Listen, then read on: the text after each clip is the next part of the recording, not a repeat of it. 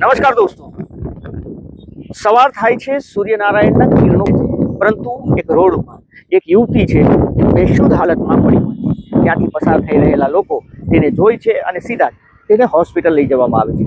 તેને હોસ્પિટલ લઈ જવામાં આવે છે, પોલીસને જાણ કરવામાં આવે છે, પરંતુ જ્યારે એ યુવતી ભાનમાં આવે છે અને જે પોલીસને કહે છે એ સાંભળીને પોલીસ પણ ચોંકી ઉઠી હતી. આખરે એ યુવતી જે રાત્રે તેની સાથે શું થયું હતું તેનું જે વર્ણન કરે છે તે જાણીને સૌ કોઈ ધ્રુજી ઉઠ્યા હતા. આખરે એ યુવતી કોણ હતી, તેની સાથે એવું શું થયું હતું કે તે બેશુદ્ધ થઈ ચૂકી હતી અને ત્યારબાદ પોલીસે શું કર્યું છે, આ તમામ મુદ્દે વાત કરીએ. વિડીયોની શરૂઆત કરીએ. નમસ્કાર દોસ્તો, હું છું દિલીપ મોરી અને આપ જોઈ રહ્યા છો નમસ્તે કે. આ માત્ર એક યુવતીનો કિસ્સો નથી, પરંતુ સમાજની દરેક મહિલાઓ અને યુવતીઓ માટેનો છે. જે યુવતીઓ ઘર છોડીને બહાર જાય છે, જે યુવતીઓ જોબ માટે બહાર જાય છે, તેના માટે આ લાલ બત્તી સમાન કિસ્સો છે. આ ઘટનાની શરૂઆત થાય છે મહારાષ્ટ્રના બદલાપુરથી. આ બદલાપુરનો એક વિસ્તાર છે, કુલગાંવ ઇલાકા કરીને વિસ્તાર છે. ત્યાં એક પાઇપલાઇન નજીક કટાઈ રોડ છે અને કટાઈ રોડ ઉપર એક યુવતી છે બેહોશ હાલતમાં લોકોને વહેલી સવારે જોવા મળે છે.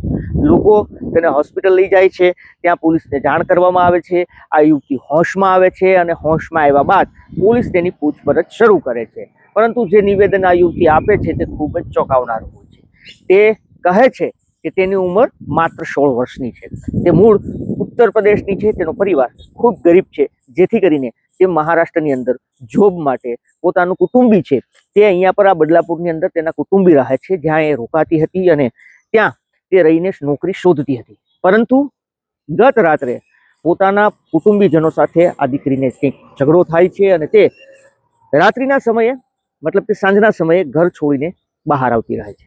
તે ત્યાં જોબ શોધતી હોય છે, કારણ કે પોતાના ઘરે તે જવા નહોતી માંગતી. તેનું એવું કહેવું હતું કે તેનો પરિવાર ગરીબ છે અને કમાવા માટે તે આવી હતી, જેના કારણે ત્યાં તે જોબ શોધતી હોય છે. પરંતુ તેને ભૂખ પણ લાગી હોય છે રાત પડતા જ, જેથી કરીને ત્યાં એક હોટલ છે આ ડોંબીવલી વિસ્તારની અંદર. એ યુવતી છે જેનો કુટુંબીજનો છે એ ત્યાં રહેતા હોય છે, ત્યાં જ રહેતી હતી. પરંતુ ત્યાં તે ઝઘડો થયો એટલે એ જોબ શોધતી હોય છે, ભટકતી હોય છે અને તે એક હોટલની નજીક પહોંચે છે.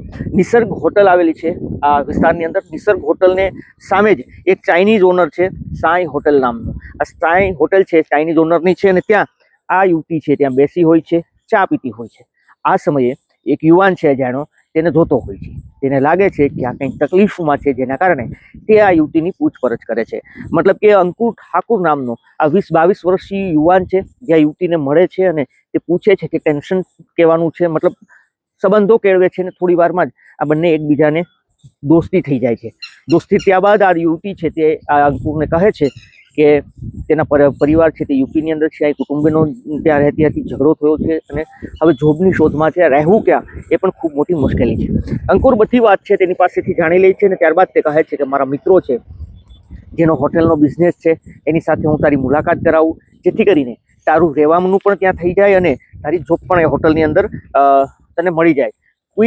કુલગાંવ કરીને એ વિસ્તારની અંદર એ મિત્રોની હોટલ છે, જેથી કરીને આ યુવતી તેના ઉપર વિશ્વાસ કરે છે, ભરોસો કરે છે કે હવે અંકુર ઠાકુર સાથે તેની ઓળખ થઈ ગઈ છે તો હવે તેને રહેવાનું અને જમવાનું થઈ જશે, મતલબ કે નોકરી પણ મળી જશે. જેથી આ લોકો રાત્રિના સમયે એ બંને મિત્રો એના હોય છે અંકુર ઠાકુરના, એને મળવા માટે જાય છે. આ અંકુર ઠાકુર અને તને બંને મિત્રો અને આ યુવતી છે તે બધા જ મળે છે અને ત્યારબાદ તે લોકો કહે છે કે આગળ કુલગામ આવેલું છે. આ કુલગામની અંદર તેની હોટલ છે, તો ત્યારે ત્યાં તું રોકાઈ જા, ત્યાં જ તારે નોકરી કરવાની છે, ત્યાં જ તારે હવે રહેવાનું છે. આ લોકો ચારેય લોકો છે તે કાર મારફતે કુલગાંવ જવા માટે રવાના થાય છે. પરંતુ ત્યાં સુમસામ વિસ્તાર આવે છે ત્યારે આ યુવતી પૂછે છે કે અહીંયા તો કોઈ હોટલ છે નહીં, તમે મને અહીંયા શું કારણે લાવી. ત્યારબાદ અસલી કહાની છે તે શરૂ થાય છે. આ ત્રણેય યુવાનો મતલબ કે અંકુર ઠાકુર અને અન્ય 2 યુવાનો છે તે ત્રણેય થઈને આ યુવતીને પકડી લે છે, જબરજસ્તી કરે છે અને રાતભર તેની સાથે ન કરવાનું કામ કરે છે. તેને માર પણ મારે છે, એવી પણ એક વાત સામે આવી છે. ત્યારબાદ એ ત્રણેય છે તે સવાર થાય તે પહેલાં જ એ ત્રણેય ત્યાં વિસ્તાર છે કુલગાંવ નજીકનો એક કટાઈ રોડ કરીને પાઇપલાઇન કટાઈ રોડ કરીને વિસ્તાર છે. આ પાઇપલાઇન વિસ્તારની અંદર જે આ સડક છે એ સડકના કિનારે આ યુવતીને ગારમાંથી ફેંકી દેવામાં આવે છે રોડની એક સાઈડમાં, જેના કારણે તેના મોઢા ઉપર પણ ગંભીર ઇજાઓ પહોંચે છે અને તેનો ચહેરો છે તે ખરાબ થઈ જાય છે.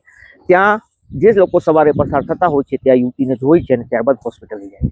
હવે પોલીસે આ સમગ્ર મામલે આ ત્રણેય યુવાનો જે છે જેને આ યુવતી સાથે ખોટું કામ કર્યું છે. તેમાં અંકુર કરીને છે તેની ધરપકડ કરી લેવામાં આવી છે. અન્ય બેની પણ ધરપકડ કરવામાં આવી છે. પરંતુ સવાલ એ છે કે એ બંને યુવાનો છે તે 18 વર્ષથી નીચેની ઉંમરના છે અને આ અંકુર છે એ પણ 20-22 વર્ષનો છે.